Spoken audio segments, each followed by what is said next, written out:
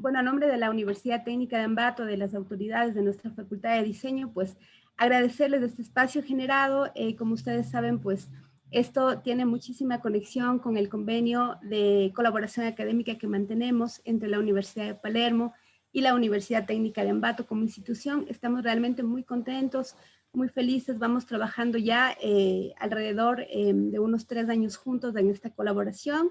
Para nosotros, pues, sigue siendo un honor estar conectados con ustedes dentro del Congreso Internacional de Investigación en Diseño, también, pues, que nosotros lo vamos a hacer celebrando año tras año.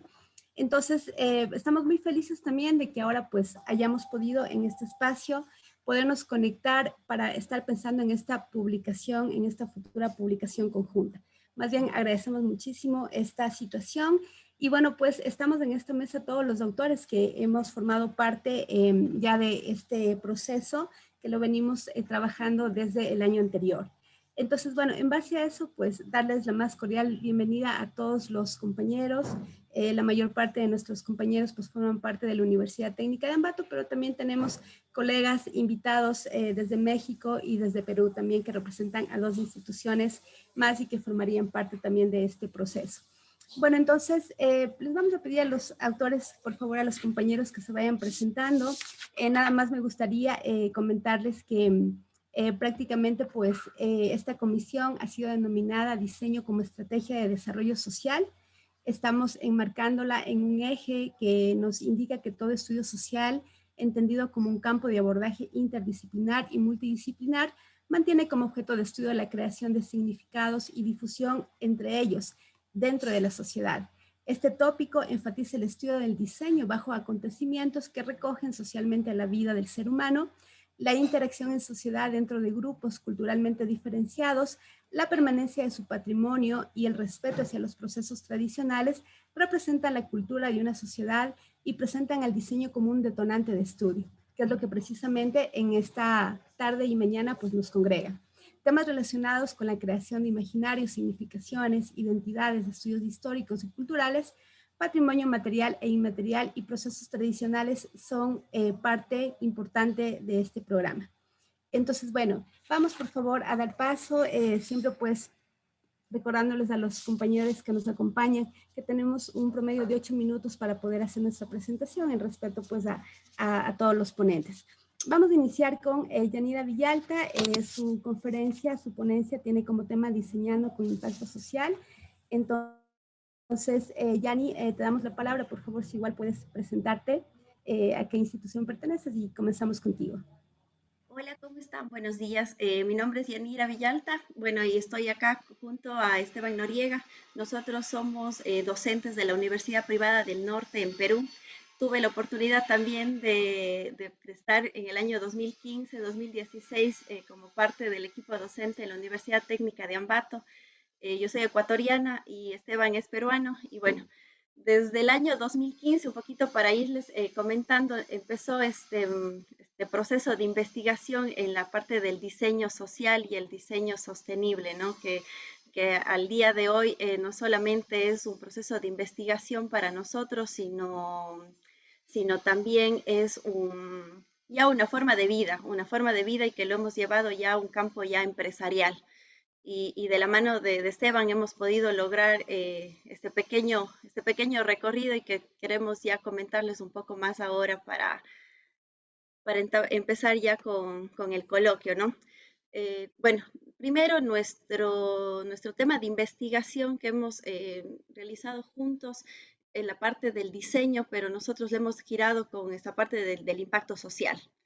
Si bien es cierto, vamos a comenzar un poco comentándoles sobre las industrias creativas, ¿no? Que es justo nuestro punto de partida, que es este tipo de industrias creativas y culturales para nosotros ha sido un proceso de crear empresa, de crear una nueva empresa, pero de manera diferente, de manera para los creativos como nosotros que veíamos como una constitución de empresa algo muy tradicional y algo muy formal y que pensábamos que como diseñadores y creativos no se podía llevar a cabo. Entonces, no sé si es que tú nos quieres comentar un poquito de Sí, tu proceso. bueno, buenos días. Yo soy Esteban, soy arquitecto también. dedicado pues desde hace varios años también al diseño, pero también hablarles un poquito sobre por qué, cuál es esta palabra, qué significa este tema de impacto social en realidad, porque impacto social en realidad es un concepto que realmente está ahora desarrollado, que ahora tiene una profundidad mucho mayor que cuando se empezó en realidad. El concepto de impacto social en realidad se inicia o tiene un golpe mayor en el mundo a partir de los años 60. Solamente que a partir de los años 60 en realidad era un concepto que se relacionaba mucho, por ejemplo, al mundo hippie, al mundo simplemente de la ecología, a la protección de los árboles, el no a las bombas nucleares, en fin, todavía era un concepto un poquito visto desde un punto de vista superficial que teníamos, pues, de la protección del medio ambiente, de la protección para las personas, pero era muy disperso en realidad. Y tuvieron que pasar varios años para que este impacto, para este concepto se desarrollara hasta como lo conocemos ahora, ¿no? De hecho, cuando nosotros leemos qué cosa es impacto social, por ejemplo, lo podemos entender como el efecto, como lo dice la diapositiva, ¿no? El efecto emocional o simbólico que produce un hecho, un suceso, una determinada acción en una comunidad. En otras palabras, si lo leemos, literalmente quiere decir que nosotros en el día a día siempre podemos hacer impacto social, como seres humanos en realidad, ¿no? Las acciones que hacemos, el cómo nos comportamos con otras personas, el cómo influimos en familias con nuestras decisiones profesionales, personales, etcétera, generan un impacto social, ¿no? De hecho, eso es verdad. Sin embargo, el concepto de impacto social actualmente va mucho más allá de eso incluso. Ahora nosotros hemos dado un giro en el siglo XXI y creemos que eso es importante mencionarlo, porque el impacto social dentro de una empresa o de una institución, de una industria creativa como tal, es el propósito, ¿no? Es el valor, es el corazón que nosotros tenemos como empresa. Antes lo veíamos como un término de concientización a la sociedad, en cambio ahora lo vemos como la parte o el pilar fundamental de la constitución de una empresa. Entonces nosotros partimos desde ahí, de conocer de que cada empresa puede impactar de manera positiva en una comunidad que sea de un sector vulnerable. Escuchamos esta palabrita como vulnerabilidad, siempre lo teníamos como un término negativo, ¿no? Pero en la actualidad la vulnerabilidad se puede dar en cualquier región y es como un impulso para que nosotros podamos ejercer algún cambio, alguna transformación. Entonces, hablando de este tipo de transformaciones, en la actualidad nosotros ya no hablamos de tener una industria creativa como un plan de negocio, ¿no? Un plan de negocio que nosotros veíamos antes como creativos y decíamos, esto viene lleno de números, de finanzas, de cosas legales, de contabilidad que nos mareaban y que decíamos, nosotros no creemos en eso y no estamos ligados a generar este tipo de planes de negocio. Entonces, ha habido este cambio y en la matriz de una industria creativa, nosotros ya no tenemos un plan de negocio, sino un modelo de negocio en donde apuntamos principalmente a generar impacto en una comunidad. Yo les doy un ejemplo chiquitito de un modelo de negocio que nosotros hemos creado para nuestra empresa en Yani, en donde en primer lugar apuntamos a una comunidad de adultos mayores. Esa es nuestra comunidad vulnerable. Adultos mayores y generamos impacto en ellos a través de la formación de talleres artesanales. Les ayudamos a que ellos tengan micronegocios independientes en donde les acompañamos con maquinaria y herramientas necesarias, fusionando esas tecnologías artesanales que ellos saben, que ellos manejan perfectamente y lo que nosotros hacemos es incorporarlo, fusionarlo con tecnologías innovadoras modernas. ¿Qué creamos a través de esto? Un producto que son alpargatas.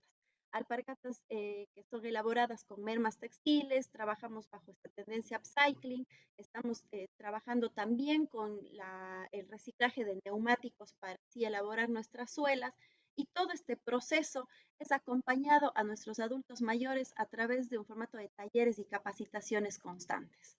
Esto tiene que estar actualizado de manera constante, ¿no? Para poder generar ya nuestro modelo de negocio y que sea eficaz y que sea sostenible.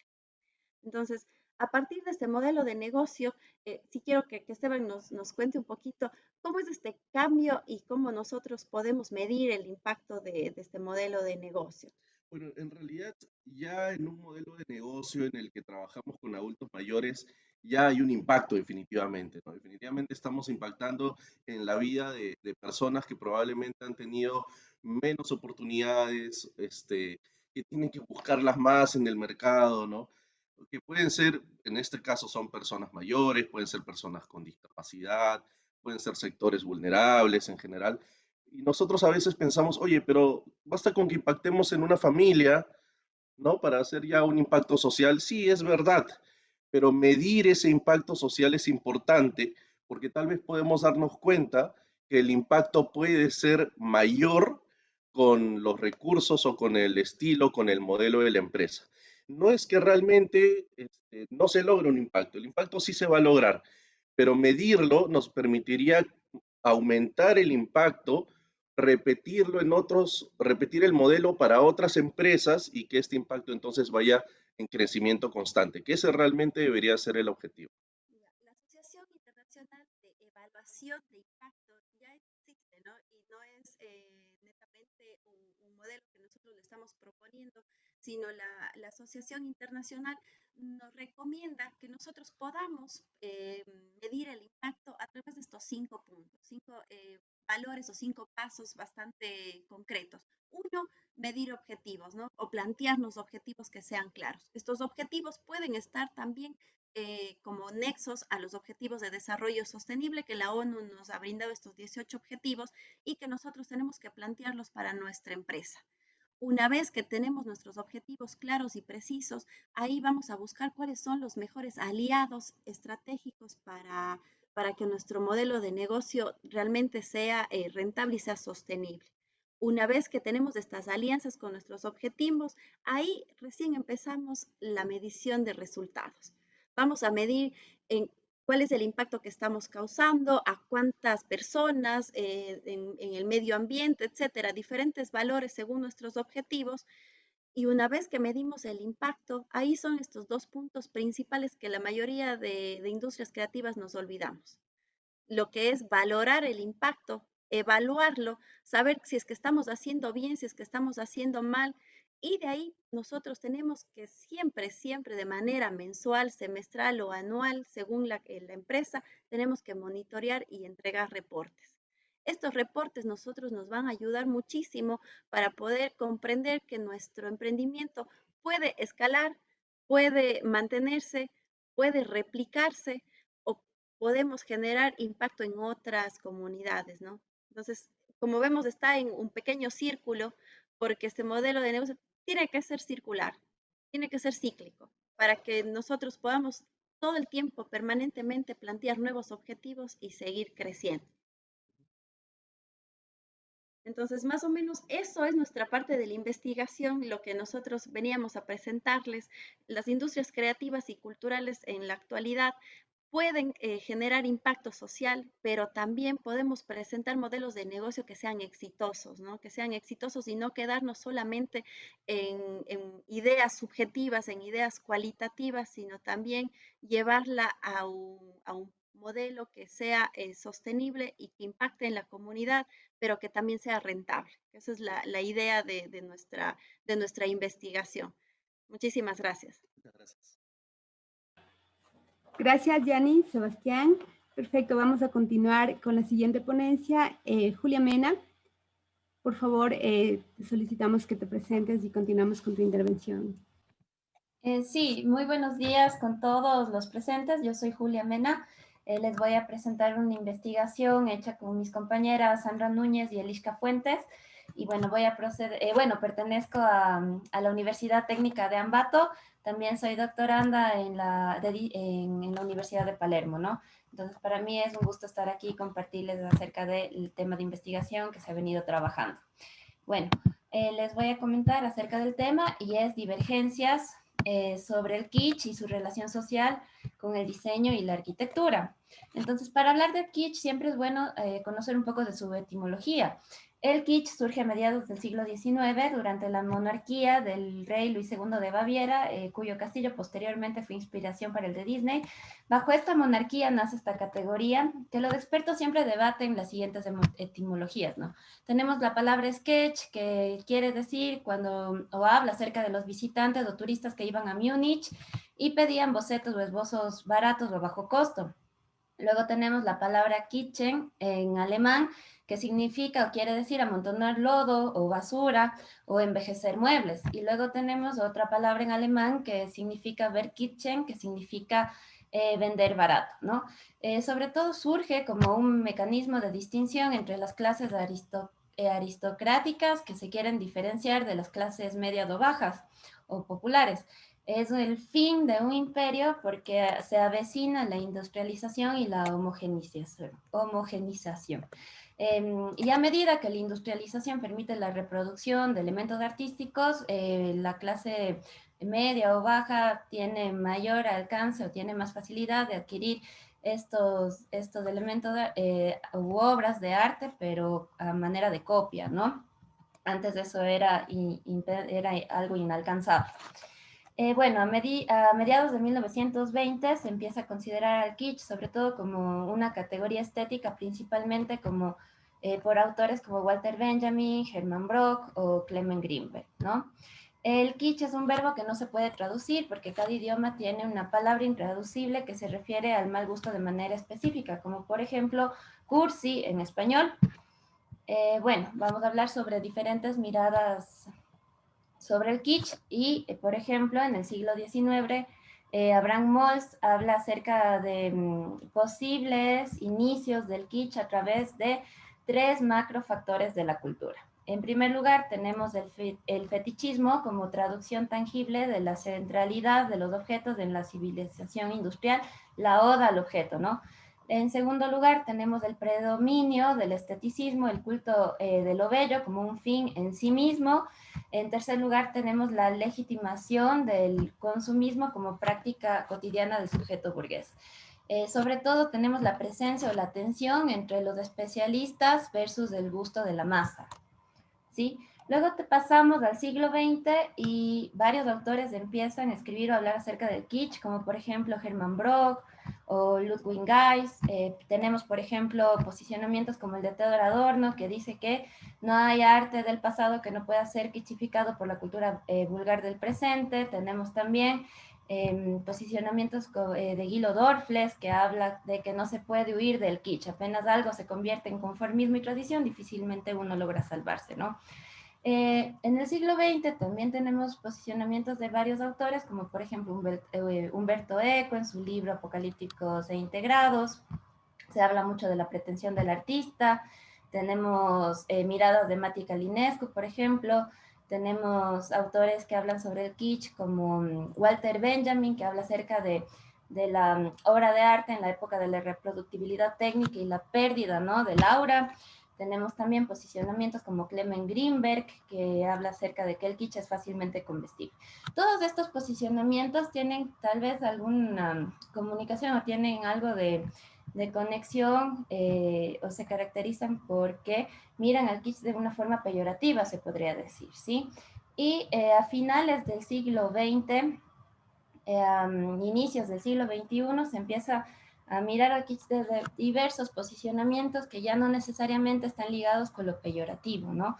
Por ejemplo, tenemos a Robert Solomon, que tiene una obra que básicamente defiende al kitsch como un arte sensible y sentimental. Tenemos también a Olal Kiaga, tenemos a Fredric Jameson acerca de que el kitsch tiene una relación con el triunfo del populismo estético. También tenemos a Naomi Klein, que habla acerca de que no hay otra alternativa en la contemporaneidad, solo la ironía del kitsch, ¿no? Inclusive tenemos posicionamientos de autores que ya tratan de cambiar la palabra kitsch, de transformarla, de renombrarla, como para alejar este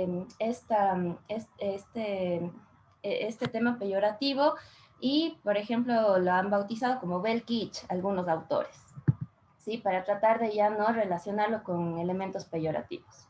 Entonces, después de esta breve introducción, muy breve introducción acerca de cuáles son los inicios por ahí del quiche, cuáles han sido las transformaciones y los cambios a lo largo de la historia, nosotros hemos realizado una metodología, ¿sí? Que pretende vincular, ¿no? Aspectos del quiche a la lectura de ejemplificaciones que se encuentran dentro del ámbito del diseño y de la arquitectura, con la finalidad de mostrar la presencia de dichos rasgos, ¿no? Independientemente de la temporalidad, indicando sobre todo la intención del autor en utilizar dichas características para diseñar, y sobre todo siendo consciente de la veracidad e importancia de este fenómeno como configuración estética. Entonces, estos aspectos kitsch señalados anteriormente, que son parte de la metodología, se fundamentan sobre todo en un análisis según el criterio de autores como Engelhardt o Keeley, los cuales distinguen 5 principios del kitsch que se estudian sus factores latentes, ¿no? Los cuales son, por ejemplo, el primero es kitsch, en donde se caracteriza sobre todo por la inadecuación y la sobredimensión del objeto. Tenemos como segundo aspecto la acumulación, la barroquización, el amoblarse, el miedo al espacio vacío. Como tercer punto tenemos la percepción de la sinestésica, que quiere decir que solo se toma en cuenta el disfrute y el goce, sobre todo buscando la mayor cantidad de canales sensoriales, ¿no? Tenemos como cuarto punto la mediocridad, en donde interviene la desmesura como posición inmediata, como por ejemplo actualmente, no sé, la moda. Y en el último punto tenemos el confort, ¿no? En donde no hay una profundidad, es solamente se exige un término medio, ¿no? Algo rápido. Entonces, les voy a compartir pantalla para fijarnos en los ejemplos que se analizaron. Compartir pantalla, aquí está. Sí, acá tenemos, esta es la metodología, ¿no? Que todo gira en torno a la inadecuación, la mediocridad, el confort, la acumulación. Estos son varios ejemplos de elementos hechos por diseñadores gráficos de objetos, de interiores, sí, que fueron analizados bajo esta metodología, sí, a lo largo del tiempo o actuales también. Acá tenemos también ejemplificaciones en relación a la arquitectura, y después de hacer este análisis, ¿no? Que es largo, es bastante espeso de todas las obras, se puede decir que se concluye en que en este sentido el kitsch posee un carácter voraz, expansivo, captura todas las artes, es innegable la presencia del kitsch en estas ejemplificaciones. Es un fenómeno extendido y penetrante que cambia constantemente de aspecto y se encuentra en constante comunicación con las esferas del diseño, con las esferas del arte, con las esferas de la arquitectura, independientemente de la intención del autor, puede estar presente, se quiera o no, dependiendo del análisis de la obra. Y bueno, yo quisiera concluir diciendo que, como señaló Abraham Moles, hay una gota de kitsch en toda forma de arte, ¿no? Entonces, eso es cómo se ha configurado la investigación con respecto al análisis de ejemplificaciones del kitsch, tanto en diseño como en arquitectura, ¿no? Sobre todo enlazando con todo este proceso histórico y con toda la connotación que tiene esta palabra y que ha ido transformándose. Entonces, bueno, eso es, compañeros y compañeras. Gracias, Julita, por compartir tu investigación. Vamos, por favor, a continuar con la doctora Marta Pérez. La doctora nos presenta la ponencia Competencias profesionales fundamentales para el diseño de espacios accesibles e incluyentes, una mirada interdisciplinar. Muchas gracias, doctora. Muchas gracias. Mi nombre es Marta Pérez, soy de la Universidad Autónoma de San Luis Potosí, de México, que está en San Luis Potosí. Y pues agradezco que me hayan invitado a este coloquio. Déjenme comparto la pantalla.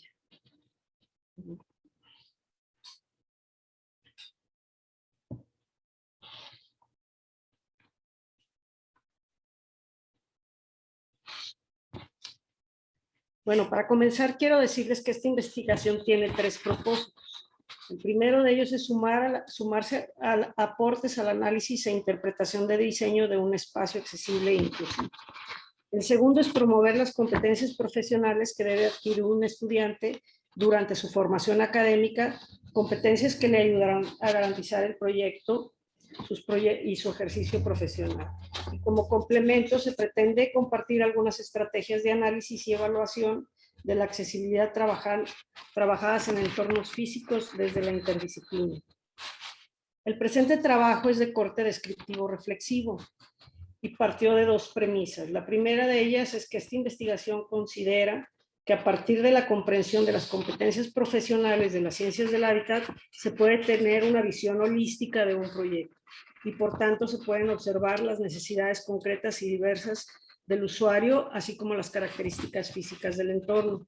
Y la segunda de ellas es que necesariamente mediante un trabajo interdisciplinar se puede construir y visualizar problemáticas específicas de la realidad.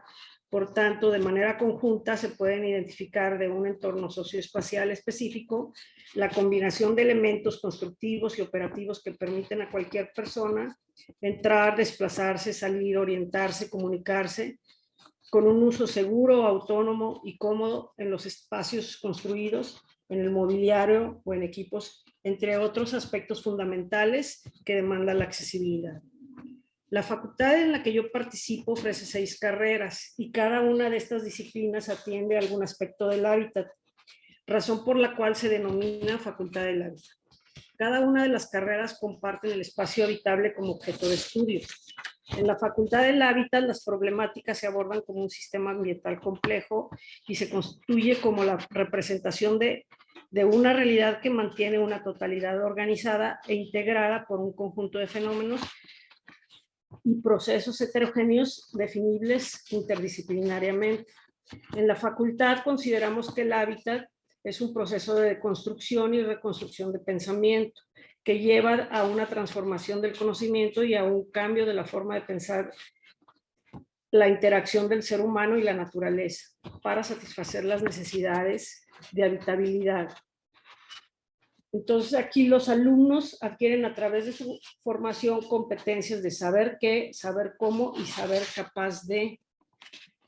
Durante la formación profesional se abordan como sistema ambiental complejo, como ya lo dije, y se hacen representaciones de la realidad para ver la totalidad integrada por un conjunto de fenómenos y procesos heterogéneos definibles interdisciplinariamente. Las diversas disciplinas ponen énfasis en 4 competencias consideradas fundamentales para el diseño y la materialización: analizar, diseñar, especificar y gestionar. Estas 4 competencias son fundamentales para garantizar los diseños de espacios incluyentes y accesibles. Analizar a partir de la reflexión individual y grupal en el cual se construye un pensamiento crítico. Diseñar espacios arquitectónicos y urbanos habitables que respondan a las necesidades materiales y existenciales del hombre. Especificar a través de normas y técnicas en proyectos arquitectónicos y urbanos que hagan posible su habitabilidad material y existencial en los diferentes contextos del área. Gestionar el cumplimiento de la realización de los proyectos arquitectónicos y urbanos en la totalidad de los procesos. El programa curricular cuenta con la materia de accesibilidad en 8º semestre y esta pretende que el alumno sea capaz de comprender los aspectos físicos y psicológicos del ser humano que intervienen en el diseño universal para poder hacer análisis y valoraciones críticas de los proyectos públicos y privados, incluyendo a todos los usuarios. También será capaz de analizar y evaluar aspectos que intervienen en el diseño accesible, conocer las normas y recomendaciones técnicas para lograr un entorno inmediato accesible que propone a todos los usuarios plena autonomía, seguridad y confort. Y será capaz de reconocer la importancia y el desarrollo de las habilidades reflexivas del pensamiento como herramienta de solución a problemas del hábitat en el diseño universal, enfocadas a otorgar una mejor calidad de vida. La complejidad de los ejercicios se va incrementando conforme el alumno va avanzando, por tanto las situaciones a resolver se inician de forma simple y su complejidad va aumentando de acuerdo al semestre. Pero todos los semestres las competencias se activan los desempeños en la interacción social. En el 9º semestre se lleva un taller interdisciplinar en donde participan durante todo el semestre alumnos y maestros de todas las carreras. Los objetivos planteados por la facultad Para este taller interdisciplinario se abordan a través de unidades planteadas mediante 3 fases. La primera es la reflexión, la segunda la creación y la tercera la realización. En la primera unidad se realiza el análisis y se problematiza. Se identifican de forma colaborativa todos los elementos del hábitat de forma que se pueda diagnosticar una situación. Durante la segunda unidad se toman decisiones sobre la postura, premisas y desarrollo conceptual del proyecto, de manera que se pueda desarrollar un master plan.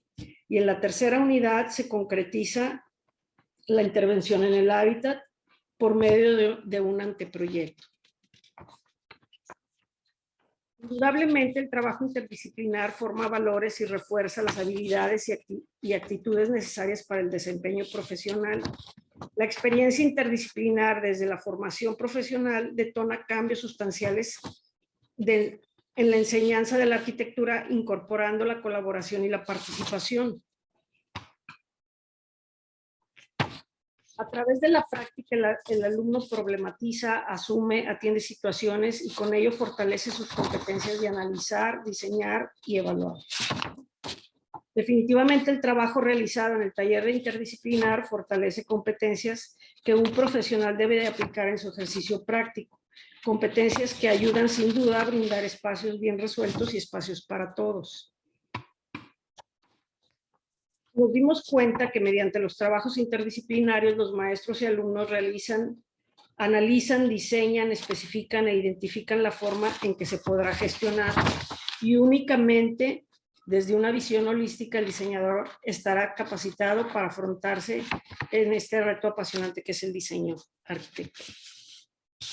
Pues muchas gracias. Esta sería mi presentación de lo que se ha hecho en la facultad. Es algo que venimos haciendo ya por más de 6 años con este nuevo plan de estudio desde el 2013, 7 años, 8 años digamos, y ha traído muy buenos resultados. De acuerdo, muchísimas gracias, doctora. Me gustaría nada más, por favor, confirmar si de pronto Diego Cabrera se encuentra dentro de la sala. Perfecto. Si no es así, entonces continuamos con la siguiente ponencia, etnografía de sentido comunitario para el uso de espacios públicos. Este tema va a estar presentado por Sandra Núñez. Sandrita. Buenos días, ¿cómo están? Qué gusto participar en este coloquio. Bueno, como mencionó Tañita, mi nombre es Sandra Núñez, yo soy docente de la Universidad Técnica de Ambato. El día de hoy, bueno, también doctoranda del doctorado en diseño de la Universidad de Palermo. Bueno, el día de hoy les vamos a presentar una investigación que venimos haciendo hace 2 años y medio aproximadamente, en donde, bueno, la idea es estudiar los espacios en desuso, analizar los espacios en desuso de la ciudad de Ambato, de la parroquia La Matriz específicamente, con la intención de satisfacer, digamos, algunas necesidades, algunos imaginarios de la comunidad. En este sentido, bueno, se han planteado algunos objetivos como para hacer el estudio. Este día nos vamos a centrar en la etnografía de sentido comunitario, que es uno de los aspectos o ejes de estudio, digamos, que surge a partir de una metodología que construimos, o una guía metodológica que construimos en el proceso. Entre los ejes que se analizaron, digamos, en el proyecto de investigación, en principio están la identificación de los espacios en desuso, a partir de una cartografía de espacios o un mapeo de espacios, levantamiento de fichas para hacer un diagnóstico de estos espacios, aproximadamente 17 espacios. Luego, bueno, para cumplir con el siguiente objetivo, se construye esta guía metodológica en donde se levanta información de la comunidad, información que tiene que ver con sus imaginarios, con sus percepciones en relación al uso del espacio. Para esto, bueno, se levantan fichas etnográficas, relevamientos fotográficos, investigación con imágenes, se hacen focus, se construyen guiones para poder realizar los focus group. Y bueno, a partir de esto, bueno, surge bastante información que es analizada y es procesada, digamos, por un compañero que es parte del equipo de investigación, que es justamente un antropólogo, un etnógrafo. Y bueno, a partir de esto surge una narrativa, una etnografía, se construyen también ciertos insights o posibilidades que nos ayudan a establecer posibles usos del espacio. Bueno, ahora les voy a compartir alguna información como para que vean el proceso que se desarrolló. No sé si se ve, por favor. ¿Sí? Sí, Sandrita. Gracias. Bueno. Uy. Bueno, como ya les mencioné, dentro de la problemática está el hecho de que existen espacios en desuso, 16 espacios en desuso que fueron los estudiados, digamos, en donde, pues bueno, se realiza un mapeo, una ubicación, quienes tienen relación uno con el otro, quienes establecen conexiones también en función de las percepciones, etcétera. Para poder vincularlos con los requerimientos, con las ideologías de la gente.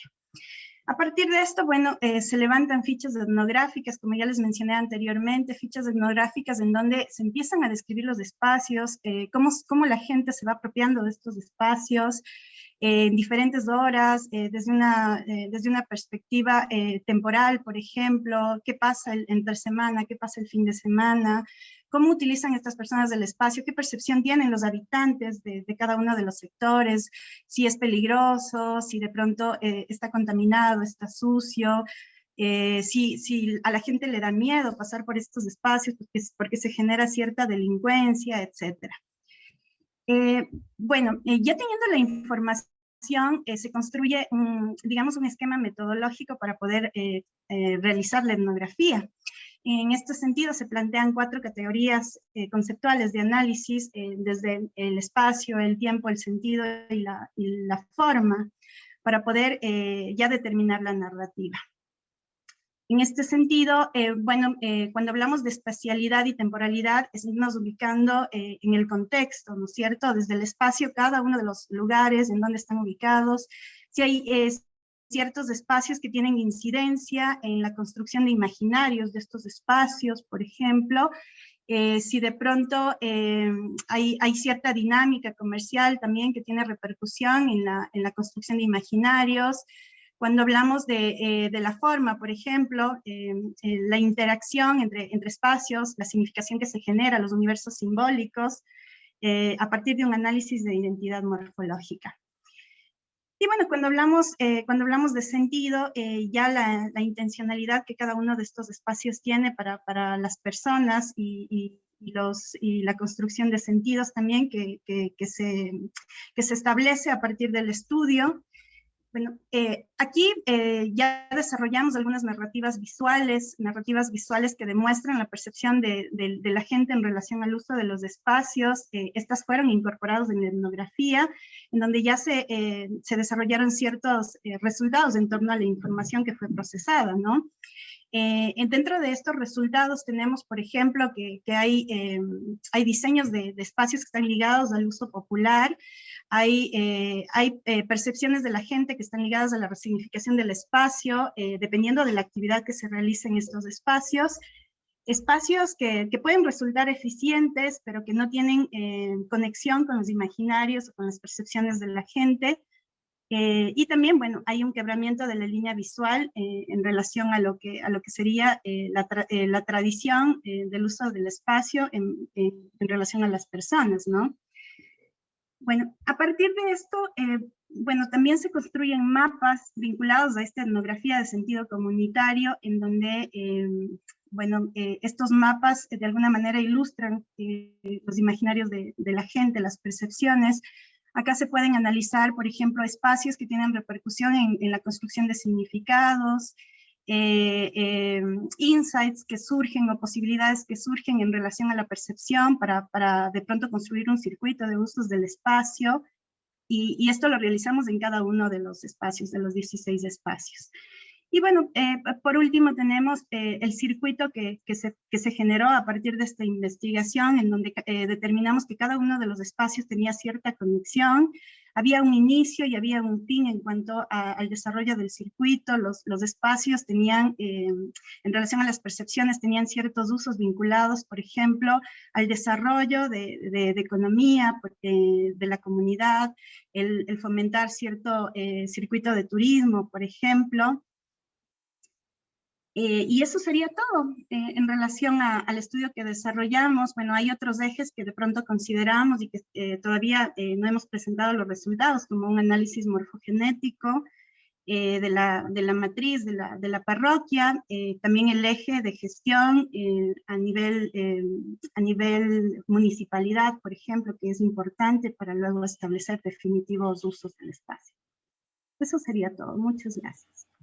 Gracias también, Sandrita. Comentarles a todos quienes nos acompañan en la sala que si nos van quedando unos minutitos al final, pues al final podemos retroalimentarnos con alguna inquietud que tengan. Seguimos con la ponencia de Jorge Santamaría, el diseño como estrategia de desarrollo social del sector calzadista en tiempos de pospandemia. Adelante, Jorgito.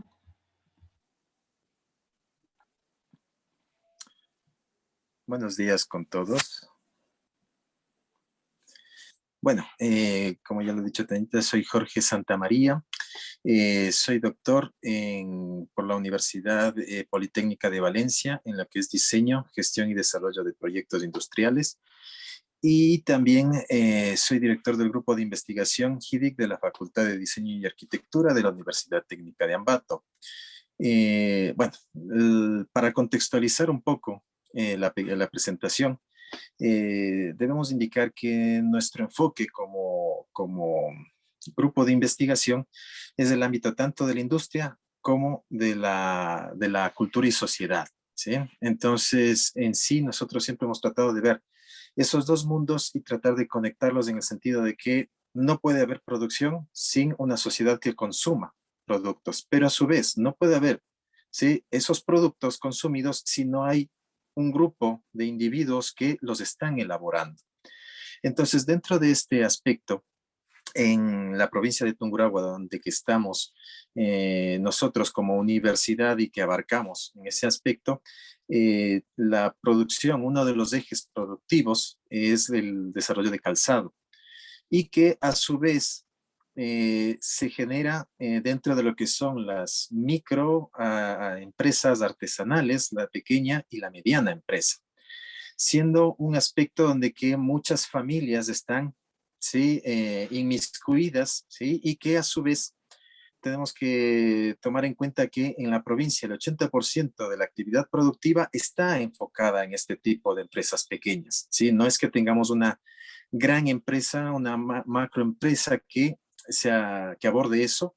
Tenemos empresas pequeñas, pero a su vez abarcamos más del 50% de lo que es el mercado nacional de lo que es el consumo de calzado, ¿sí? Entonces, hay un enfoque muy fuerte en ese sentido para el desarrollo, no solo de la producción, sino también de esas familias que están tras de ello, como lo he mencionado.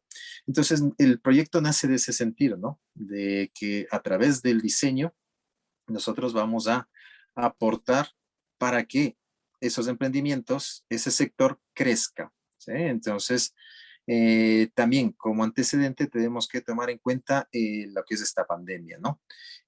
Nosotros partimos del proyecto con las ideas antes de ingresar a este momento de la pandemia, ¿sí? Entonces, el panorama ha cambiado totalmente, ¿no? Ha habido muchas empresas que han sucumbido, ha habido muchas empresas que han tenido que parar, ¿sí? Y que hoy, ya una vez que hemos pasado, creo, una etapa muy fuerte, están intentando volver a salir, ¿no? Entonces, nosotros estamos también asociados con lo que es CALTU, que es la Asociación de Calzadistas de Tungurahua, y que también tiene un alcance a nivel nacional, y que mediante ese convenio nosotros hemos buscado, ¿sí?, nexos, lazos, para poder sacar adelante este sector productivo. Entonces, de ello, vamos a presentar nosotros lo que es una primera aproximación de este panorama que se está presentando, de las necesidades que ellos presentan, y desde una investigación no solo a nivel local, sino también ampliándonos a otras visiones de otros países mediante entrevistas, mediante reuniones de trabajo, ¿sí? Y vamos a dar una percepción de aquello, ¿no? Entonces voy a compartir pantalla, ¿sí? Vamos a hacer una presentación muy rápida.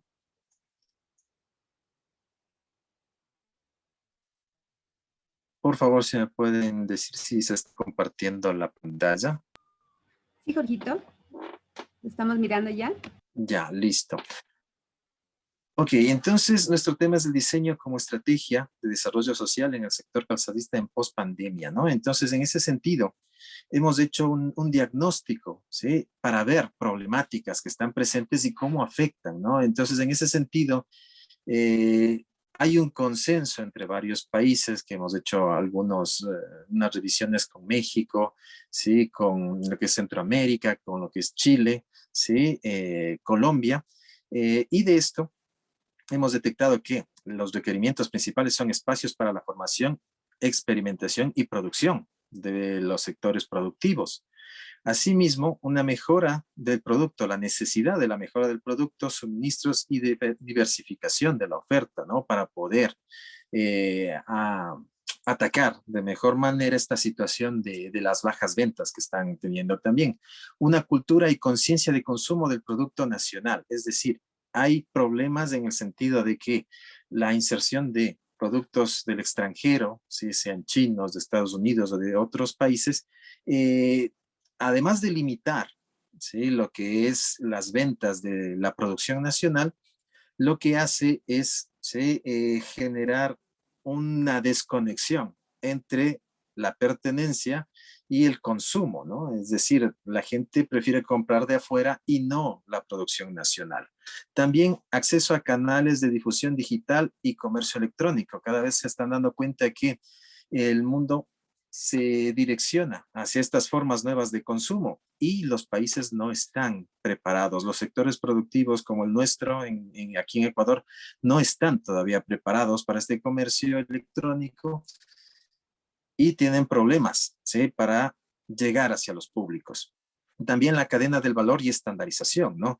Hay muchos problemas en los que el desconocimiento, la falta de una planificación no permite, sí, que una eficiente cadena de valor, ¿no? Analizar todos los procesos, tener conciencia de esos procesos y de las necesidades de estandarizar y optimizar productos si es que quieren salir a nuevos mercados. Y de eso se deriva también exportación, ferias nacionales e internacionales, ausencia de la presencia de estos sectores en estos puntos que son lugares donde que la gente, los productores pueden posicionar su producto, ¿sí? En nuevos mercados. Además de eso, un punto clave es que exigen o que piden los sectores del calzado es protección mediante salvaguardas y subsidios, en el sentido de que, como mencionaba antes, la introducción de mucho producto extranjero en grandes cantidades lo que hace es mermar la capacidad y las posibilidades de venta de los productores nacionales. Entonces, al ser un modelo enfocado hacia el libre comercio, pues una de las acciones estratégicas propias de este modelo es proteger los sectores estratégicos, siendo en este caso en los países que se ha indagado, ¿sí? La realidad, ¿no? Que son sectores donde que han desarrollado por algún tiempo, por varios años, el sector del calzado y que se posicionan como sectores estratégicos. Además de eso, también subsidios. Ante esta pandemia, la caída de los negocios, pues se necesita acceso a crédito, ¿sí? Apoyo por la parte de lo que son impuestos, ¿sí? Lo que es las cuestiones de perdón, las cuestiones de otorgar beneficios, ¿sí? Hacia estos sectores para que puedan, ¿sí? Posicionarse de mejor manera, ¿sí? Y poder enfrentar esta realidad, ¿sí? Esto en el sentido de la visión del calzado. Ahora, desde la visión, ¿no? Estratégica del diseño. Primero que nada, la academia debería estar en capacidad de preparar, ¿sí? A gente con carreras técnicas de grado, posgrado o especialización para que se enfoquen en estos sectores productivos. Asimismo, fortalecer las MIPYMES, ¿sí?, con la integración del diseño en los procesos. Como ya he mencionado, estos sectores ya venían con una característica endémica de que no tenían una visión clara de los procesos, una visión clara de cuál es el beneficio de invertir en diseño, ¿no? Entonces, este es el momento en el que también las empresas ya están empezando a pensar en esas situaciones y por ende la integración es viable, ¿sí? Y es necesaria hoy más que nunca. En el ámbito social, campañas de concienciación, consuma lo nuestro, no en un sentido de limitar o de excluir otros productos de otros sectores, sino que en el sentido de dar valor al producto nacional, de dar un valor y también poner un rostro humano en ese proceso, ¿no? Las personas que los elaboran son artesanos de toda la vida, ¿sí? Son personas emprendedoras que se esfuerzan, invierten por sacar un producto de calidad, ¿sí? Que no tiene nada que envidiar a productos de otros lados, ¿no? Entonces, esa falta de conciencia, ¿sí?, es lo que afecta principalmente a intentar hoy salir y retomar los mercados, ¿no? Sino que ese es un punto clave que se debe atacar. También el hecho del marketing digital y la publicidad en redes sociales, el diseño puede aportar desde ese ámbito, ¿sí?, de muy buena manera en el sentido de lo que es posicionamiento, marketing, como digo, digital, publicidad, campañas para, ¿sí?, lo que es esto de las ventas en línea también, ¿no?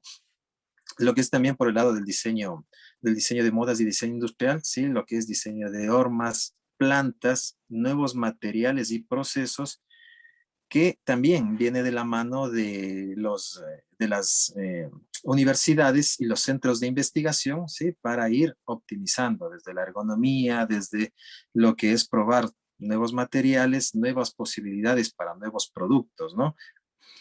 Asimismo, la imagen de marca, cajas, etiquetas de exhibición y punto de venta, que es un factor muy deficiente también en estos sectores productivos, ¿no?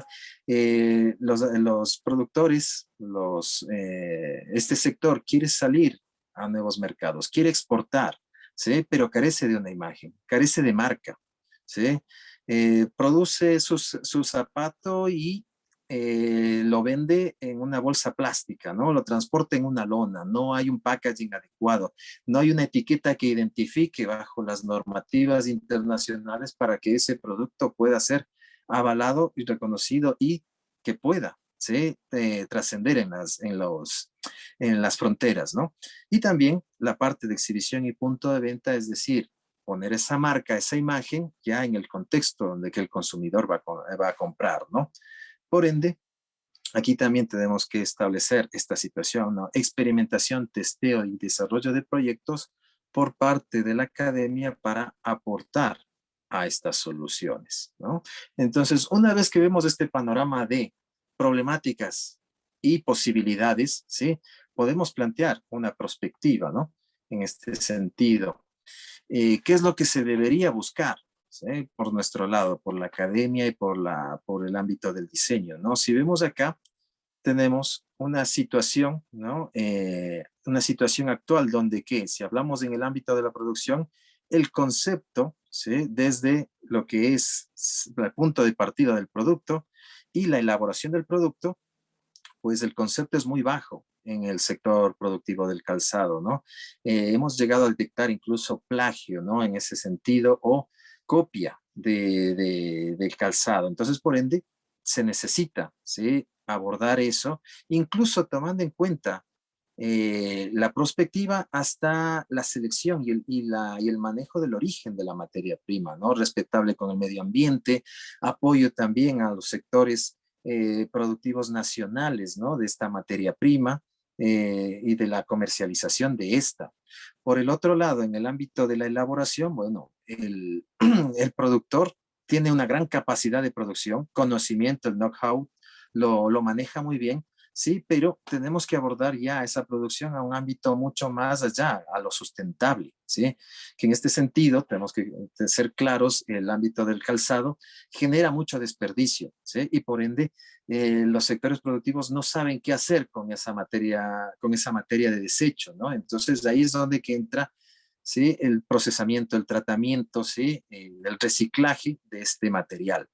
Por el ámbito de este otro eje que se plantea, imagen de producto, la marca también es casi ausente, ¿sí? Y por ende se tiene que trabajar en un ámbito prospectivo a desarrollar marca que nos permita a su vez llegar a la promoción de ese producto, porque no tiene sentido colocarlo en un mercado si este producto carece de estas características, ¿no? Entonces, así es donde que se maneja, o se manejaría la visión del grupo de investigación y de este proyecto de investigación para tratar de abordar y buscar soluciones. Y ahora, en ese sentido, ¿cuál sería nuestro eje principal, no? Si vemos acá en la gráfica de la derecha, tenemos el consumidor, la industria y en el centro el diseño, como ese eje dinamizador, ¿no? De ese ciclo de consumo y producción, pero llevarlo más a lo humano, ¿sí? Y llevarlo más al posicionamiento desde una cultura corporativa que comunique sobre la industria al consumidor. Y a su vez, ¿sí? Llevar el consumidor hacia la industria mediante lo que es la cultura y la sociedad, o sea, los valores culturales propios del lugar, del país, de la región donde se desarrolla ese producto, ¿sí? Entonces, se tiene que ver una visión, ¿sí? Local, ¿sí? Que permita fortalecer o crear una cultura de consumo dentro del país y que a su vez eso viabilice la salida del producto a un nivel ya global y poder, ¿sí? Llegar con ese producto de calidad, ¿sí? Pero a su vez eh, protegiendo o más bien construyendo esos dos ámbitos del mercado, lo local y lo global, ¿sí? Así poder tener un consumo que garantice la subsistencia de los artesanos, de los productores, de las familias que están tras de esto, ¿sí? Y que el consumidor como sociedad lo acepte, ¿sí? Mediante esos valores, esos atributos propios, y que la industria sea capaz de captar esas ideas y plasmarlas en productos funcionales, ¿sí? Esto vendría a ser el eje prospectivo en base a lo que se ha analizado del sector hasta el momento, porque el proyecto todavía continúa y esperamos ya sacar acciones estratégicas que en realidad se puedan diseminar en todo el sector, ¿sí? Y apoyarlo para un verdadero desarrollo a nivel de la región, ¿sí? Muchas gracias. Esta sería mi presentación.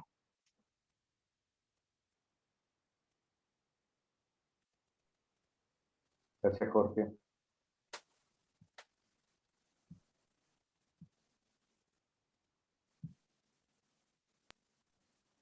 ¿Perdimos a Tania? Parece, ¿no? ¿Qué pasó? No, sí, no está. Bueno, ¿quién seguiría Sí, después ¿cómo de continúan? Jorge? ¿Ustedes ¿Quién estaba? saben el orden? Me toca a mí. ¿Daniela? Dale, Sí. Daniela. Bueno, dale. Vamos. Ok. Bueno, gracias a todos por ser parte de este coloquio. Perdón. Bueno, mi nombre es Daniela Larrea, soy doctora en diseño. Actualmente trabajo como docente en la Escuela Superior Politécnica de Chimborazo, acá en Ecuador. Y el tema que está planteado a presentarse el día de hoy en el coloquio es el resultado de una investigación que es de corte historiográfico bastante reciente, que aborda algunas transformaciones en la gráfica o en la propuesta visual y gráfica que se ha ido desarrollando en los últimos años en el caso ecuatoriano.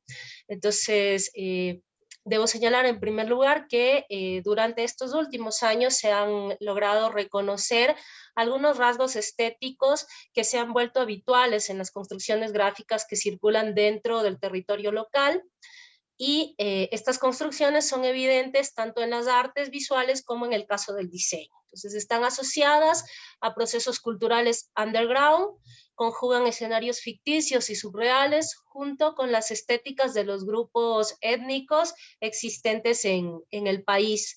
Entonces este análisis que se ha desplegado sobre estas producciones se centra en el trabajo de los artistas o de los diseñadores y de su resultado gráfico. O sea, los estudios previos que existen sobre ese tema están más centrados en cuál es la labor que realiza el diseñador o el artista, y por lo tanto reflejan una muestra parcial de este proceso estético y cultural que en muchas ocasiones no llega más allá del proceso de catalogación de las obras. Las representaciones visuales que surgen desde la estética lowbrow se han ido posicionando y han dejado de exhibirse fuera de los circuitos artísticos tradicionales, penetrando estos espacios de difusión y al mismo tiempo logrando aceptación entre diversos públicos. El deseo por reivindicar elementos asociados con la identidad nacional ha avivado el uso de estos recursos gráficos que provienen incluso de culturas ancestrales ya extintas. Entonces, reconocemos además que en el caso ecuatoriano existe una escasa producción teórica sobre el análisis de los estilos, las tendencias o las producciones gráficas locales, lo cual sumado a los antecedentes que habíamos expuesto han motivado más bien a llevar adelante este análisis de la producción lowbrow local, que desde hace algunos años y hasta la actualidad convive y se fortalece dentro de la cultura visual ecuatoriana. En este caso, se toma muy en cuenta el fenómeno descrito bajo el término glocal, que permite sistematizar la simultaneidad y la interpenetración de los dominios globales y locales como un proceso multidimensional, citando a Preyer. De este modo, la globalización enfatiza tanto como en las culturas locales se realizan procesos de adaptación o de resistencia de manera crítica a los fenómenos globales, pero también revela la manera en que las creaciones locales son un componente estándar de la globalización. En estos campos asociados a la producción de bienes creativos y objetos culturales, se establece una estrategia de producción local que permite a los autores personalizar sus creaciones, considerando las costumbres y los rasgos identitarios culturales específicos de un sector geográfico concreto. Tomando en cuenta estos elementos en el proceso exploratorio, surgieron algunas interrogantes que guiaron el presente proyecto. Por ejemplo, se buscó comprender cuál ha sido el impacto de los estilos y las tendencias que surgen en varias ciudades de Europa y Estados Unidos, consideradas capitales de arte, en la producción gráfica ecuatoriana. Se buscó también conocer si existe una correspondencia entre las transformaciones socioculturales y políticas que se vivieron en el Ecuador y la definición de su cultura visual. Conocer además en qué escenarios, espacios o soportes es posible dar lectura a los cambios de estas propuestas gráficas y cuáles han sido estos estilos o tendencias que se han destacado en el país desde la segunda década del siglo XXI. Partiendo así de un proceso de observación de los elementos circundantes que componen la cultura visual ecuatoriana y su expresión en el diseño gráfico, y considerando además estas preguntas previamente señaladas, se puede establecer que a pesar de la alta variedad en la producción, hay dos tendencias que han ido ganando terreno en la última etapa en el caso ecuatoriano, que son el lowbrow y el diseño étnico. Tomando en consideración entonces un registro visual preliminar, se analizaron diversas formas de expresión de lowbrow en un periodo comprendido entre los años 2010 al 2020, contrastando las características generales de este estilo con las manifestaciones del diseño gráfico ecuatoriano y realizando un análisis descriptivo de las gráficas lowbrow nacionales, generando una comparación con las producciones internacionales.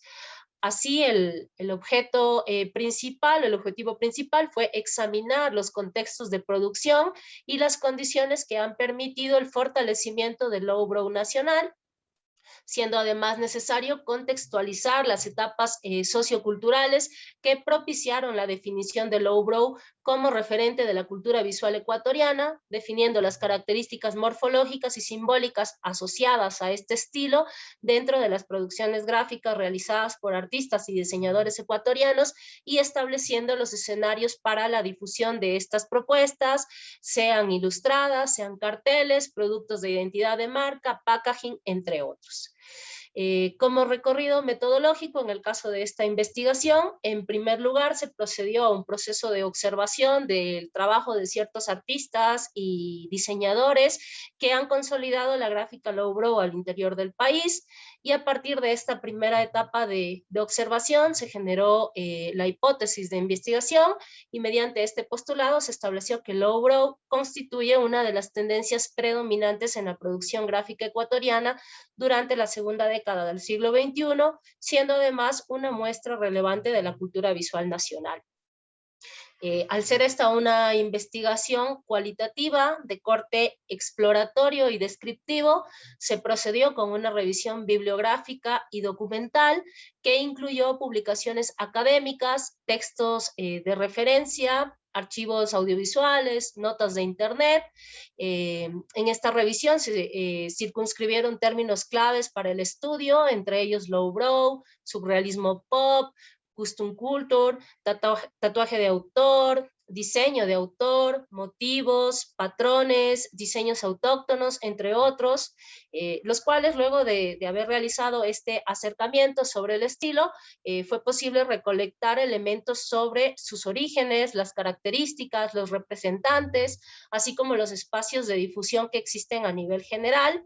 También en este momento se pudo construir una idea global de la producción gráfica asociada al caso ecuatoriano.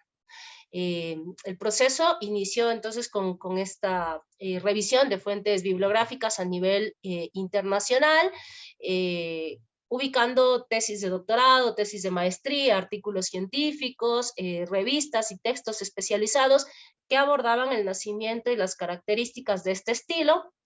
En el caso de la producción teórica nacional, no se pudo encontrar textos que específicamente abordaran la relación de lowbrow con el diseño gráfico local, pero lo más cercano que se logró encontrar fueron ciertos artículos de prensa y opinión en algunos sitios web. Por esto, la recolección de elementos teóricos fue un reto durante este trabajo, pero al mismo tiempo validó la necesidad de su elaboración. Perdón. En cuanto al archivo visual, ya se iba consolidando para este proceso, fueron de gran ayuda la revisión de sitios web de los artistas, de los diseñadores, aunque principalmente se trabajó con las redes sociales porque el proceso ya de investigación en campo coincidió con la época de inicio de confinamiento por la pandemia, entonces se tuvo que dejar de lado la visita a los talleres y a las oficinas de diseño que estaban proyectadas de algunos autores, y se tuvo que trabajar principalmente con sus redes sociales, con entrevistas a través de estas plataformas virtuales, y revisar sobre todo los portafolios en Instagram de varios autores, y también profundizando estas búsquedas en algunos sitios especializados en el tema lowbrow, como en el caso de Juxtapop, High Fructosa, Beautiful Bizarre, que son algunas revistas de producción internacional. Entonces, considerando que este estilo no se instaló hace muchos años en el país, fue necesario ampliar el marco de objetos y productos culturales analizados, recurriendo a carteles, postales, estampas, fanzines, cómics, entre otros artículos también textiles y de diseño de autor y souvenirs, para conocer el desenvolvimiento de estas vanguardias también en nuestro contexto y cómo estaban reflejadas en estos objetos y en estas propuestas gráficas. Por ello se revisó además brevemente la obra de algunos artistas locales que transitaron por el surrealismo, por el pop art y por algunos campos de producción underground. Dada la información que se recabó en esta etapa previa, se estableció un corpus de imágenes definido a partir de una muestra intencional para profundizar el estudio por casos en ciertas propuestas de diseño donde se reconocen estas características del lowbrow. Para la selección de estos casos se consideró el reconocimiento de los autores, tomando en cuenta la difusión de su obra, tanto a nivel nacional como internacional, y también considerando que la obra de estos autores se haya desplegado en diversos tipos de soportes. Este proceso se sustentó en un análisis iconográfico recurriendo a una metodología particular que combina las propuestas de Nikos Hachinicolau junto al análisis de la historia social de las obras bajo los planteamientos de Michael Baxandall, y este diseño metodológico se complementó con entrevistas realizadas a personajes destacados en el campo de estudio vinculados a las corrientes gráficas seleccionadas en el caso ecuatoriano. Me voy a permitir compartir un segundito la pantalla solamente para mostrarles un poco las gráficas que fueron parte de este proceso. Se hizo una revisión de estas gráficas que tenían que ver con el proceso de surgimiento y de reposicionamiento del fanzine, por ejemplo, en el caso ecuatoriano. Dos momentos que fueron trascendentes en esta revisión que tuvieron que ver con una exposición denominada La arqueología del cómic ecuatoriano y el surgimiento, más bien ya la propuesta en digital de la revista La Esparra Gusanada, que es una publicación editorial que surgió desde estudiantes de diseño de la Universidad Central del Ecuador en el año 2000, pero en el año 2010 llevan esta publicación ya a una propuesta digital y permiten agrupar, digamos, aglutinar a varios creativos que en el caso ecuatoriano estaban transitando por este tipo de gráficas. Entonces aquí se puede revisar una muestra de algunos de los autores locales que están trabajando de manera muy directa con la propuesta de Lowbrow, varios de los artículos por ellos desarrollados, y también la propuesta de algunos artistas gráficos que combinan el lowbrow y el diseño étnico en estas composiciones, que es un poco la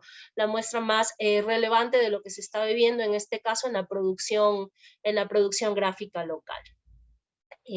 Bueno, esa es mi presentación en torno a este tema. Es un estudio que está ya cerrado, que como señalé fue de un corte historiográfico muy reciente, del año 2010 al 2020, pero que busca reflejar cuál es esta visualidad de la cultura gráfica ecuatoriana durante este periodo. Muchas gracias. Gracias a ti, Dani, por tu intervención. Quisiéramos nada más recordarles a los compañeros que todavía nos faltan sujetarse a los tiempos determinados, puesto que la sala cierra a una hora determinada también. Entonces vamos a continuar, por favor, con Andrea Goyes, con la ponencia Oportunidad en el Vacío, proyecto urbano arquitectónico como catalizador de relaciones sociales en el casco central de Otavalo. Danielita. Muchas gracias, Toñita. Buenos días con todos. ¿Sí me escuchan? Ok. Bueno, muchas gracias por la invitación. En esta mañana les voy a compartir un resumen del artículo que enviamos. Este documento pone en manifiesto la investigación previa a la concepción de un proyecto urbano arquitectónico en el casco central de Otavalo. En el artículo se describe el proceso de transformación histórica de la ciudad, los fenómenos urbanos, las problemáticas sociales y espaciales que han provocado que esta urbe posea un alto grado de fragmentación de las relaciones sociales entre mestizos e indígenas. Adicionalmente, se analiza las condiciones actuales del medio físico y natural a fin de aterrizar la teoría de los catalizadores urbanos en un espacio de la ciudad que tenga el potencial de favorecer los encuentros sociales de la cotidianeidad de una sociedad intercultural. Cabe mencionar que Otavalo es una ciudad conocida internacionalmente debido a que alberga a uno de los pueblos indígenas más famosos de Latinoamérica. Además, posee el mercado artesanal más grande del mundo, que es la Plaza de Ponchos, debido a su producción, a su comercialización y exportación a nivel no solo nacional, sino internacional de artesanías, textiles y la producción musical folclórica. En el 2003 fue reconocida como la capital intercultural del Ecuador, debido a la construcción de una sociedad que ha logrado mezclar a los indígenas y a los mestizos, siendo un referente internacional para los pueblos andinos de la región. Se aborda el tema de la interculturalidad y el proceso histórico de transición de la comunidad indígena del campo hacia la ciudad, poniendo en manifiesto que se desarrolló una nueva generación, ¿no?, que vive, estudia y trabaja en la ciudad. La ciudad ahora pasó a ser también de la comunidad indígena, y ellos tuvieron un papel protagónico en el crecimiento social, cultural y político. Todas estas circunstancias crearon un modelo que se tildó como exitoso debido a que las familias indígenas comenzaron a crear empresas familiares dedicadas al comercio de artesanías, textiles y también a la producción de música tradicional. Sin embargo, este cambio de rol de la ciudad, la transición de los indígenas del campo a la ciudad provocó una segregación de los indígenas que se asentaron en el área urbana, pues los mestizos comenzaron a emigrar hacia el norte y las periferias, desencadenando esta ruptura de las relaciones sociales. Los sitios de encuentro entre estas culturas coexistentes y los espacios de intercambio cultural se ven limitados a acercamientos espontáneos en actividades comerciales y eventos fugaces de la vida cotidiana que muestran los límites impuestos por esta sociedad. Adicionalmente, se presenta el análisis del crecimiento urbano de la ciudad, ¿no? En donde este proceso social y económico la hizo estallar debido a la globalización y al acelerado proceso de circulación del capital. Al emigrar la población indígena al área urbana y al comenzar la implementación de este nuevo modelo económico, se modificó no solamente la estructura del núcleo central, sino también el de la periferia, estableciendo un modelo disperso de la ciudad muy difícil de delimitar, ya que los lugares menos centrales producen espacio atomizado con bajas densidades residenciales, mientras que el casco central cada vez alberga más residentes y agrupa todo el equipamiento público, lo que expresa una tendencia hacia el desorden, la desconexión, la separación, la exclusión. Ante una ciudad fragmentada, dispersa e intercultural, se analizan las condiciones actuales de Otavalo mediante la matriz biofísica para reconocer las potencialidades y limitaciones de las actividades antrópicas que se asientan y se interrelacionan entre sí. Con estas condiciones se aterriza la teoría de los catalizadores urbanos, debido principalmente al proceso de reactivación para la adecuada reconstrucción y reestructuración de un contexto a partir de la incorporación de un elemento reactivador que tenga un impacto positivo en la regeneración del tejido urbano. Este elemento catalizador no es un producto final único, ¿no? Sino más bien este es el que impulsa la construcción urbanística. La teoría de la catálisis urbana alude a un diseño que vincula lugares a través del estudio del contexto a nivel morfológico, social, funcional, perceptual, visual y temporal. El elemento introducido provoca una reacción en cadena, ¿no? Que integra todas las situaciones del contexto, las oportunidades a nivel nuclear, serial y circundante.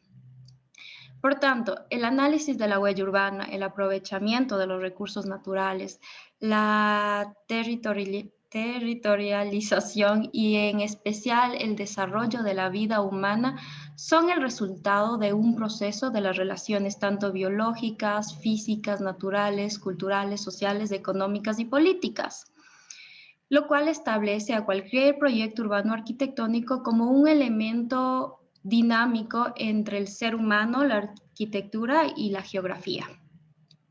La necesidad de crear espacios funcionales en sitios específicos que logren integrar todos los procesos relacionados al contexto parte del análisis del sitio y de su entorno a fin de contrarrestar las problemáticas existentes y lograr disminuir la desigualdad social y la degradación ambiental.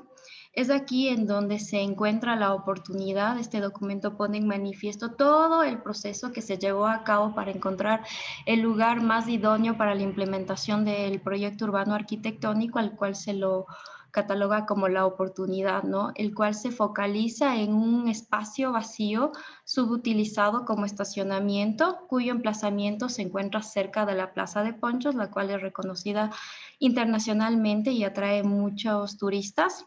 Este vacío resalta dentro del tejido urbano del casco de Otavalo, su presencia en el núcleo comercial y turístico, su cercanía a las plazas, a los parques, a los espacios públicos, a los elementos geográficos ecológicos, al sistema de transporte público, lo establecen como el lugar idóneo para el desarrollo de un proyecto urbano arquitectónico.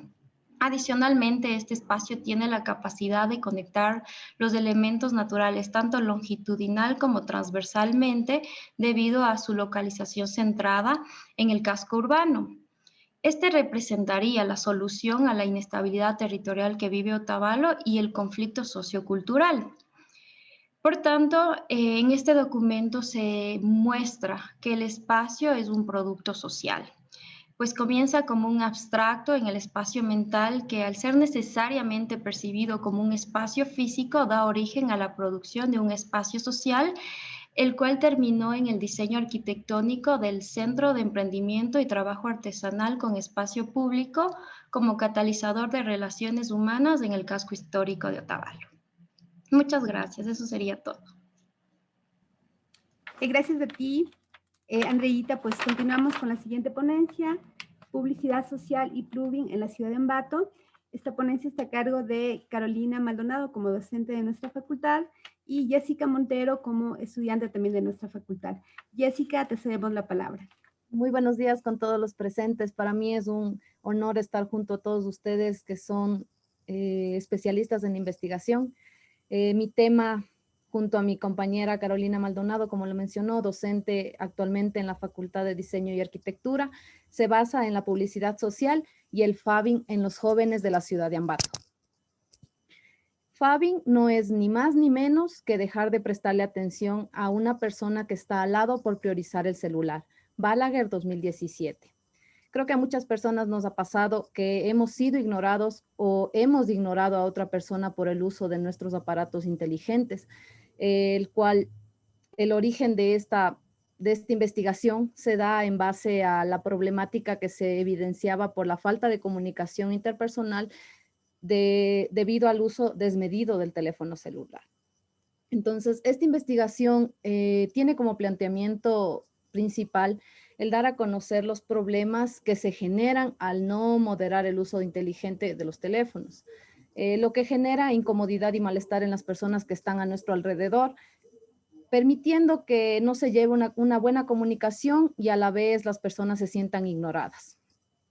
Para evitar este mal hábito, se consideró a la publicidad social como ayuda esencial para poder nosotros llegar a las personas, llegar a los jóvenes, que en este caso fue el público objetivo, en base a las estrategias que son de la publicidad, las cuales son estrategia, creatividad y tecnología. En cuanto a la estrategia, en nuestro planteamiento, en nuestra investigación, se realizó lo que es las etapas de expectativa, de atracción, de conexión, de análisis y de evaluación. La metodología que se llevó a cabo fue de tipo deductivo, debido a que podemos sacar conclusiones en base a lo que nosotros observamos o conocemos. Voy a proyectarles la pantalla. Entonces, en cuanto, como les mencionaba, en la ciudad de Ambato, pudimos evidenciar que el 71,6% de las personas encuestadas practican fabbing. Claro que ellos no conocían de la palabra fabbing, porque creo que para muchas personas es un término nuevo, aunque otras están familiarizadas con este término. Entonces, la pregunta se dirigió hacia si alguna vez han ignorado a una persona, ¿cómo sería? Como intencionalmente o no intencionalmente, pero lo han ignorado, se han ignorado a alguien por estar revisando su teléfono, a lo que ellos contestaron que sí. Lo que quiere decir es que más de la mitad de las personas encuestadas practican el fabbing, al igual que el 95,3% de esas personas tienen acceso a redes sociales y las 52,9% de estas personas sienten aburrimiento al no tener la presencia de datos móviles o conexión a internet. Entonces, lo que originó que nosotros planteemos unas estrategias gráficas las cuales pueden ayudar a la concientización de las personas acerca del fabbing. En este caso, no sé si pueden observar bien la imagen. Manejamos la imagen de la campaña es pausa social, debido a que se tiene que hacer una pausa a esto de nosotros de estar en el teléfono o estar todo el tiempo mediante conectados a la red. Como una parte de nuestra investigación también decía, nos conectamos a la red, pero nos desconectamos de la realidad. Entonces, en este caso también se usó el eslogan apágalo o te apagas. Y en base a eso se fueron elaborando lo que son las estrategias gráficas, que en este caso vendrían a formar parte de los pilares fundamentales, como lo mencioné hace rato, de la publicidad, que es la estrategia, creatividad y tecnología. En cuanto a la tecnología, nos fuimos por redes sociales, por lo que las personas, el público objetivo al que nosotros nos enfocamos, va más dirigido o usan más las redes sociales. Entonces, como pueden observar, cómo se manejan cada una de estas imágenes, va lo que es el punto focal, que es la imagen representando a lo que se trata, a lo que hace alusión. Creo que todos hemos visto en alguna cena navideña, una reunión familiar, reunión de amigos, que todo el mundo tiene su teléfono al lado. Entonces, por esto hemos visto pertinente que la publicidad social sirva como un instrumento para que nosotros podamos llegar a las personas y logremos concientizarlos, porque como dice, el diseño es comunicación. Nosotros diseñamos para comunicar algo, y en este caso, si nosotros podemos servir de beneficio para un problema social, estaríamos contribuyendo enormemente a que esto se lleve a cabo. Entonces, como dije, el eslogan apágalo, te apagas, la frase de reflexión y un hashtag. Tuvimos el apoyo de varias agencias de creatividad de aquí de Ecuador, Agencia BBDO Ecuador, Agencia Norlob Ecuador, las cuales son agencias ganadoras de EFIS dorados, aquí tanto nacionalmente como internacionalmente. Entonces, ellos nos dijeron que los insights nos permite que las personas puedan concientizarse de gran manera. El impacto no va a suceder de un día al otro, sino esto va a ir llevando su tiempo a medida de que las personas puedan relacionarse con la campaña. Bueno, creo que para culminar mi presentación solo quiero decirles que la vida es aquello que pasa mientras nosotros estamos en el celular. Apágalo o te apagas. Muchas gracias. Muchísimas gracias. Ok, por tu mensaje. Por favor, seguimos con Eliska Fuentes con la ponencia El movimiento moderno y su influencia en la revolución del diseño del espacio infantil. Buenos días con todos. Muchísimas gracias por la invitación.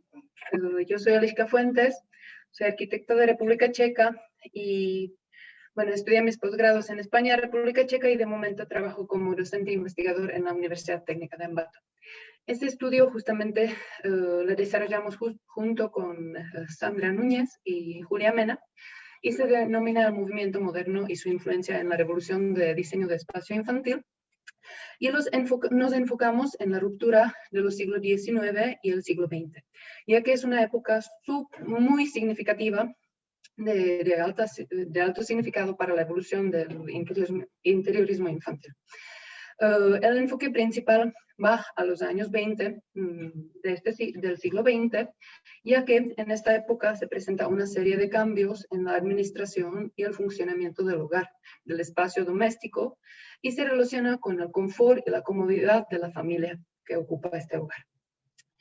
Nosotros sabemos que el espacio infantil, el cuarto infantil, es una tipología que ya existe a lo largo de la historia, pero se presentaba en la sociedad aristocrática, mientras que ahorita, en esta época, llega al hogar más común.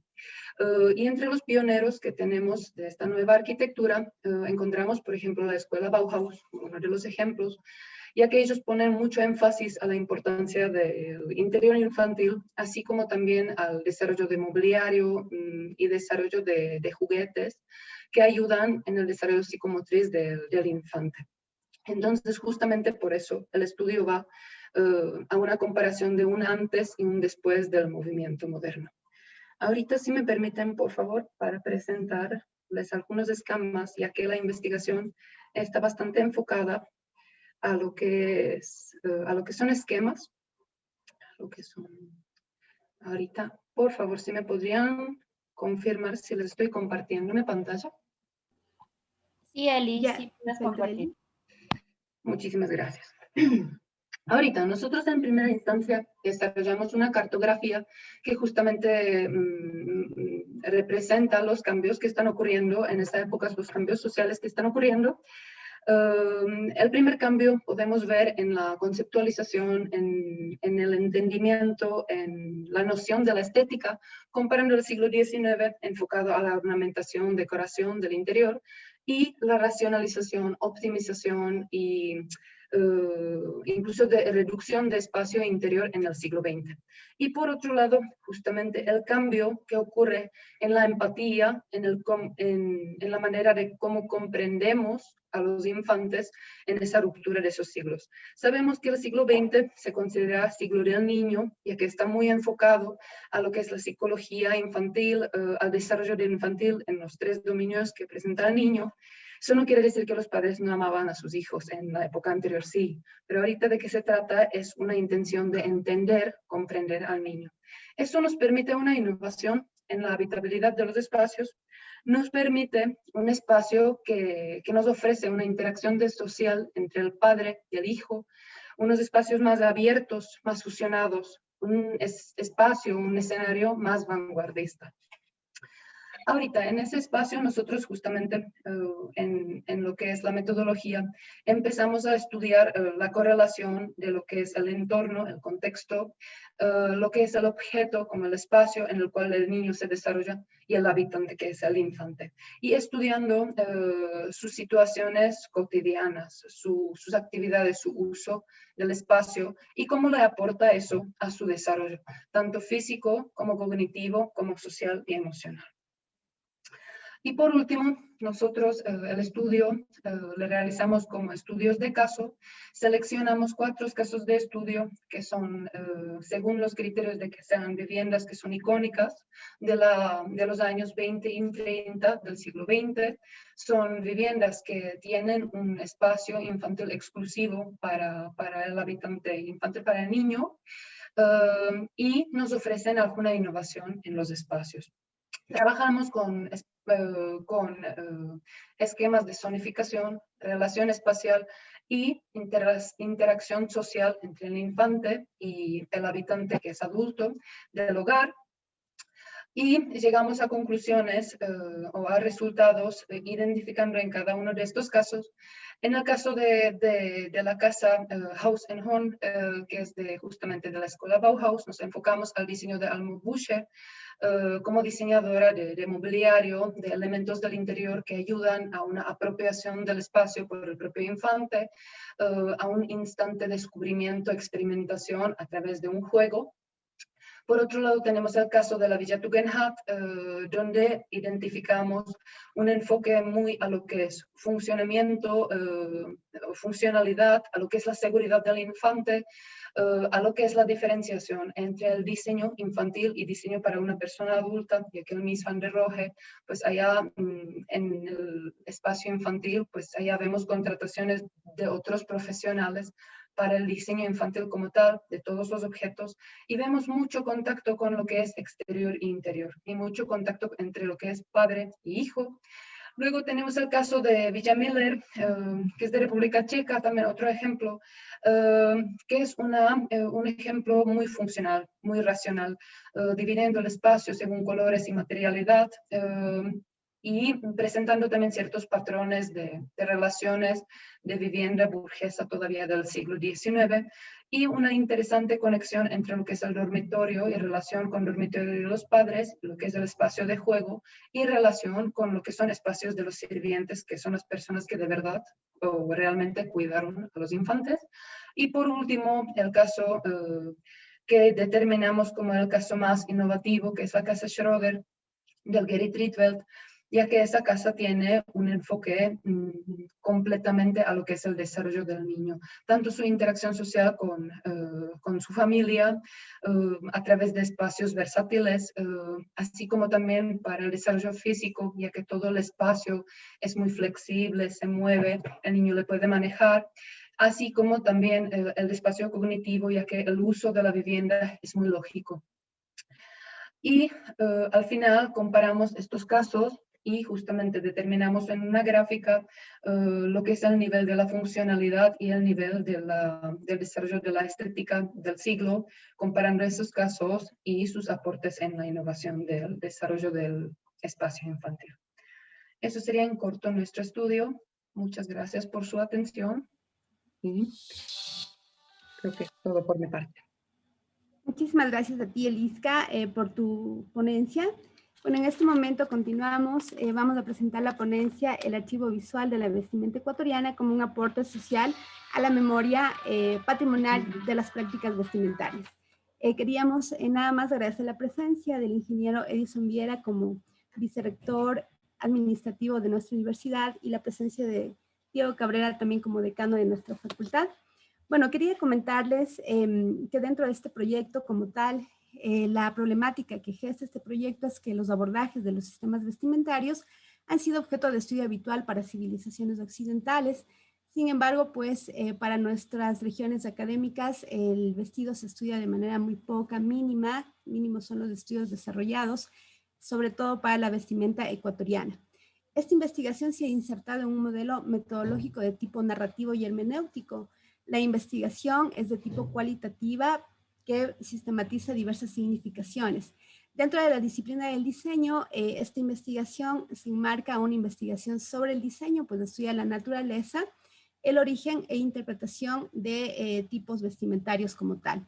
El presente trabajo se apoya en una investigación de carácter documental. Dentro de una fase heurística se recolectó pues todas las imágenes y los documentos de época, y dentro de fuentes pues provenientes de hemerotecas, de archivos históricos, de archivos de carácter también personal, se apoya con el análisis de la imagen y pues se considera que dentro de la imagen siempre una imagen constituye un diálogo con la memoria, como bien lo diría Freud también. Dentro de la parte historiográfica pues se han empleado metodologías como biografías, prosografías, arcontologías, y todo esto pues ha contribuido para el desarrollo del presente trabajo. Una vez analizada la información y recabadas las fuentes de carácter histórico, también se trabajó con una metodología para el proyecto museográfico que partió pues de un estudio primero de un recogimiento de fuentes y luego pues un análisis de curaduría también para las imágenes que fueron presentadas dentro de esta plataforma. El archivo visual de la vestimenta ecuatoriana pues tiene como núcleo principal las visualidades y pues nace como un espacio de interpretación para la memoria histórica y social del traje ecuatoriano. El mismo pues tiene como objetivo no solamente catalogar las imágenes, sino pues ser un instrumento de difusión y llegar a ser un instrumento también de democratización y circulación de la vestimenta ecuatoriana. Debo indicar también que el AVE se construye pues con el guión museográfico y se lo articula a una plataforma virtual que en este momento pues está ya socializada, que les vamos a pasar un poquito para que ustedes lo puedan ver, y ha sido enriquecida con archivos de imágenes de diversos fondos e inclusive pues ha devenido de colecciones privadas. Dentro de esto, pues las colecciones privadas con las que cuenta en este momento el AVE son dos, una colección de Eloísa Holguín, una de las primeras reinas de la ciudad de Ambato, y Cecilia Meléndez, distinguidas damas ambateñas.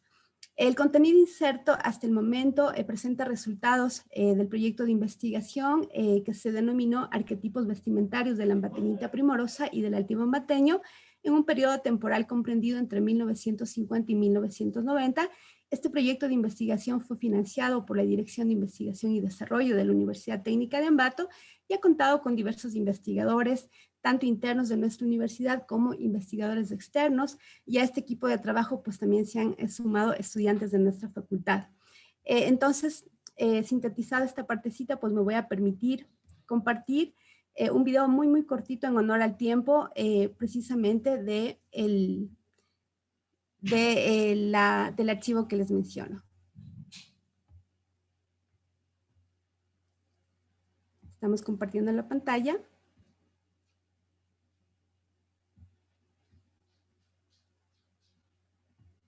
Relacionado con la vestimenta ecuatoriana.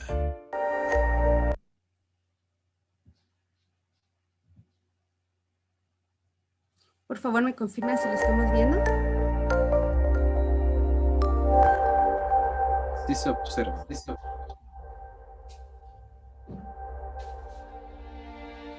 Archivo Visual de la Vestimenta Ecuatoriana AB, nace como un espacio de preservación, de exposición y difusión de la memoria del traje ecuatoriano, en aras de democratizar el acceso a esta documentación. AB se alimenta de visualidades relacionadas con aspectos históricos y culturales que influyen en los modos de ver y que hacen referencia a elementos simbólicos y materiales que no son neutrales y que se prestan a necesarias, diversas y complejas interpretaciones contextualizadas a través de diversas temporalidades y territorios. El concepto del signo es un paráfrasis de contornos ilusorios de tramas, cortes, entramados, utilizando un sistema de líneas con segmentos sustraídos que en un determinado orden crean una percepción de arquetipos geométricos. Los trazos representan zonas espaciales, mientras que corresponde al observador detectar y definir el espacio. La dualidad de una V en el nombre muestra la evolución y jerarquía de procesos como una de las formas esenciales que describen el desarrollo de una prenda. El formato y la imagen muestran una escala visual entre el tiempo y el espacio. Construcción de la identidad. El proceso de las siglas se establece conjugar la indumentaria como símbolo, expresión de clase social, estética, relación entre entorno e identidad. Es por ello que se decide trabajar con el acrónimo AB, el término formado por unas determinadas siglas que se pronuncian como una palabra, el cual establece una abstracción entre el origen y evolución, representado en la letra E, resaltando los volúmenes siendo el negro uno de los principales colores utilizados por los artistas en el siglo XIV, y siendo el primer color en el arte partiendo de la indagación de la pintura y archivos fotográficos.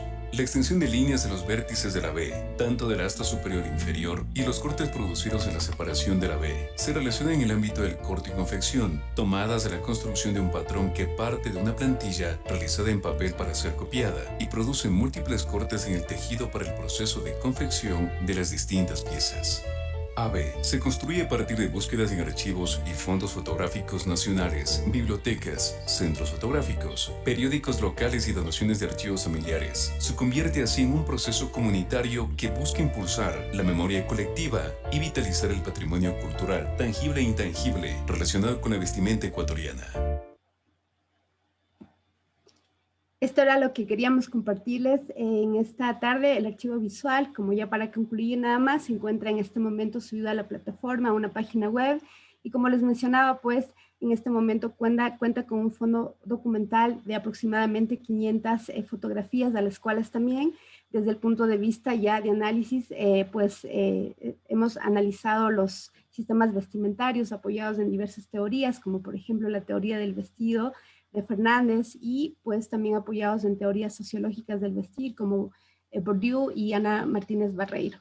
Eso nada más, muchísimas gracias por su atención. Quisiéramos nada más ya pues para cerrar esta ronda de ponencias, vamos a darle paso a Diego Cabrera con la ponencia entre lo estético y lo retórico, fórmulas narrativas visuales de la película El Pescador, con lo cual pues cerramos la sala de ponencias. Muchas gracias, buenas tardes con todos, muy amables por su invitación. Me voy a permitir compartir pantalla un momentito nada más para hacer muy rápido. No sé si lo están viendo, por favor. ¿Se visualiza, Dieguito? Ok, muchas gracias. Entre lo estético y lo retórico, fórmulas narrativas visuales de la película El Pescador. Simplemente voy a un poco hacer muy rápido y contarles un poco cómo surgió esto. Soy una persona que ama mucho el cine y principalmente el cine ecuatoriano. Y dentro de toda esta búsqueda de encontrar algo como para abordar este gusto, esta afición por el cine, dentro de todo lo que tiene que ver con las clases que uno imparte dentro de la universidad, siempre acostumbro un poco a que mis estudiantes conozcan sobre el cine ecuatoriano, sobre qué es lo que se hace como cine ecuatoriano desde hace muchos años atrás, de muchísimos directores, de muchísimos productores, y que se vaya conociendo cuál ha sido esa evolución visual, esa evolución gráfica, esa evolución sonora que ha tenido el cine desde muchos años atrás. Directores tan grandes como Tito Rojas, como Camilo Luzuriaga. Cuando yo empecé a ver cine, empecé viendo una película de Camilo Luzuriaga que se llama La Tigra. Camilo Luzuriaga fue mi profesor. hace algunos años atrás, y por ahí empezó una de esas ideas de buscar ir explotando cada vez más lo que tiene que ver con darle esa fuerza, esa característica de cada una de estas obras visuales que tiene dentro de nuestro cine. Y cuando uno comienza a mostrar toda esta particularidad del cine a los estudiantes y trata un poco de que estos se vayan un poco involucrando y que le vayan agarrando un poco de cariño a este tipo de arte, comenzamos a mirar muchas series, muchas películas como Mi corazón en Jambo, como Las hijas, como A tus espaldas, como un montón de producciones. Y ahí es donde en esa búsqueda, en ese transcurso de esa búsqueda, me encuentro con este gran director que es Sebastián Cordero, y empieza con esta forma de transmitir estas crudas realidades de la ciudad, con Ratas, ratones y rateros, y luego pasa a películas como Crónicas, como Pescador, como Rabia, y un montón de series que lo estuvo haciendo Sebastián Cordero tanto en Ecuador como fuera. Cuando se fue y trabajó en Estados Unidos, en Los Ángeles, hizo algunas de estas producciones también. Y encuentro en El Pescador una idea, una forma para plasmar qué son estas fórmulas narrativas audiovisuales. Después de haber visto infinidad de veces Pescador, porque dentro de las clases de producción audiovisual a mis estudiantes, como les digo, les suelo pasar este tipo de películas, y de ver muchas y muchas veces la misma película de Pescador, me encuentro con esas narrativas audiovisuales, ¿no? Y comienzo a mirar cómo es que el director, Sebastián Cordero, comienza a plasmar todo este sinnúmero de elementos dentro de la película. Y Pescador busca eso, ¿no? Dentro de este artículo, dentro de este ensayo, dentro de esta investigación, me plasmo la idea de buscar cuáles son esos elementos visuales que destacan muchísimo a la película. Y me encuentro con el color, me encuentro con el sonido, me encuentro con los actores, me encuentro con Andrés Crespo, que es el actor principal que en la película se llama Blanquito.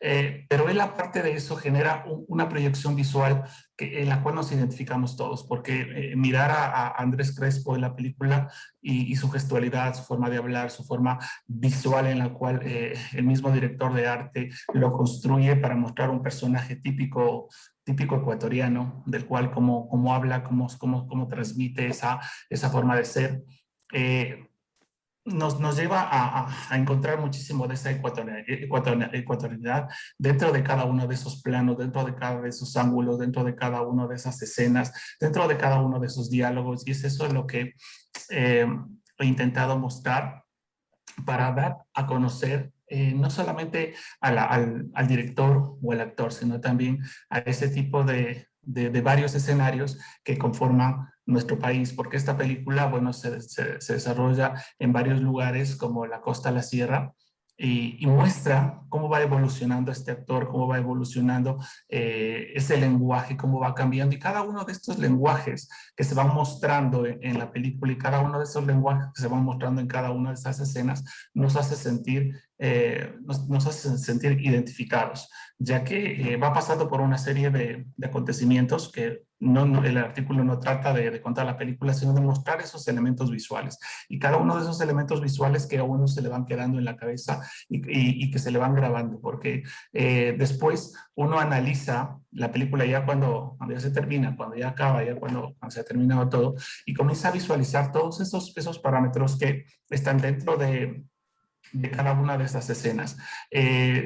Sebastián Cordero, cuando surge esta historia en este lugar de Mataje, en la costa ecuatoriana, se plasma esa idea de buscar cómo es la gente de este lugar, qué es lo que hace, cómo evoluciona, qué es lo que trata, cómo vive, qué es lo que siente, y trata de un poco de relacionar al actor principal, que es Andrés Crespo, y mostrar ese Andrés Crespo dentro de esta comunidad de Mataje.